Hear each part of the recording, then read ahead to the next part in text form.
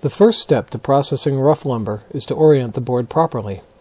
Any end-to-end bow in the board should be oriented so that the center is raised. In addition, the grain should be running down into the rear of the board to avoid tear out. Make sure chips are cleared from the in-feed table. Guide the board across the cutter head. Use firm pressure, being careful not to press the bow out of the board. As the board crosses over the cutter head, shift the pressure to the outfeed table, letting the trailing end follow its own path.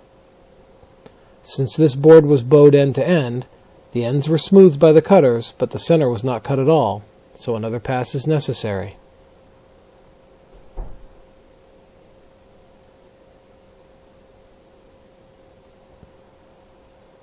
Again, be sure not to force the center down into the cutters.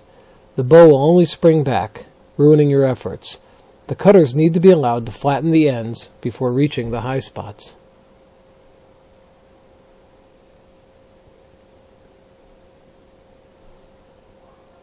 Keep working this process until you hear the cutter making contact all along the face of the board.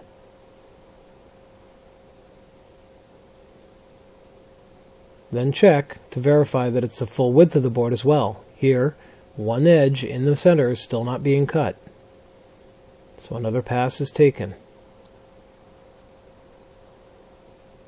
I prefer taking several light passes.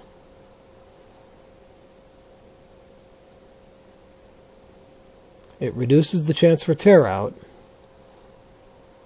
and is less likely to remove more material than absolutely necessary, leaving you with a thicker board at the end.